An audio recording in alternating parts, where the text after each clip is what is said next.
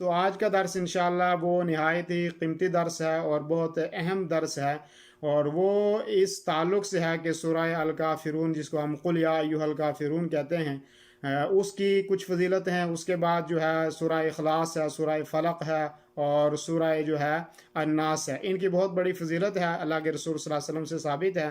تو اس کے متعلق انشاءاللہ ہم چند باتیں آج کے درس میں کریں گے۔ سب سے پہلے جو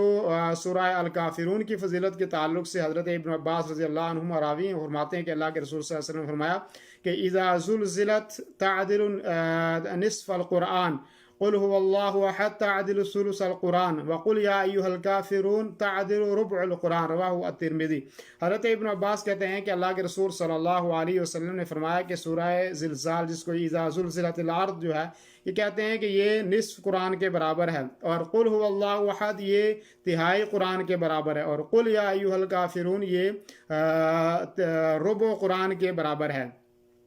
یہاں پر اس حدیث میں یہ باقی حدیث پوری درست ہے اور صحیح ہے، الا یہ کہ جو اس میں اذا زلزلت الارض کا اضافہ ہے، یہ بات درست نہیں ہے۔ اس کو جو ہے وہ محدثین نے اور روات نے اس کو ضعیف کہا ہے۔ باقی جو قل هو اللہ احد کی فضیلت ہے کہ یہ تہائی قرآن کے برابر ہے، یہ بھی درست ہے، اور قل یا ایھا الکافرون کے بارے میں کہا کہ یہ ربع قرآن کے برابر ہے، تو یہ بھی درست ہے۔ اور یہ پہلی فضیلت ہے کہ قل یا ایھا الکافرون اگر کوئی آدمی پڑھے گا مکمل تو یہ ربع قرآن کے برابر اس کو ثواب ملے گا۔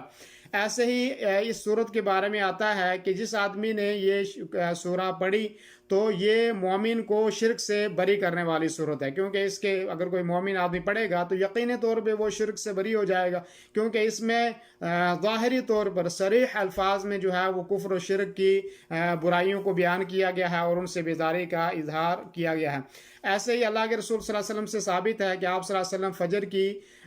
جو ہے وہ دوسری رکعت میں قل یا ایھا الکافرون کی تلاوت کیا کرتے تھے۔ ایسے ہی اللہ کے رسول صلی اللہ علیہ وسلم سے یہ بھی ثابت ہے کہ آپ طواف میں جو طواف مکمل کرنے کے بعد 7 چکر پورے کرنے کے بعد جو مقام ابراہیم کے پاس 2 رکعت پڑھی جاتی ہیں، تو ان 2 رکعتوں میں پہلی رکعت میں آپ قل یا ایھا الکافرون پڑھتے تھے اور دوسری رکعت میں سورہ الإخلاص آپ پڑھتے تھے، تو یہ بھی اس کی فضیلت ہے۔ ایسے ہی اللہ کے رسول صلی اللہ علیہ وسلم سے جو طبرانی کی روایت ہے اور اس کو صحیح کہا ہے کہ اگر کسی آدمی کو کوئی زہریلی چیز کاٹ لیتی ہے، مثال کے طور پہ سانپ ہے یا بچھو ہے یا اور کوئی ایسی چیز ہے کہ جو آدمی کو کاٹ لیتی ہے، تو اس صورت میں اگر کوئی آدمی اس صورت کو پڑھے گا اور پڑھنے کے بعد دم کرے گا تو انشاءاللہ وہ زہر ختم ہو جائے گا اور اس کو شفا مل جائے گی۔ اسی طرح جو ہے اللہ کے رسول صلی اللہ علیہ وسلم وطر کی دوسری رکعت میں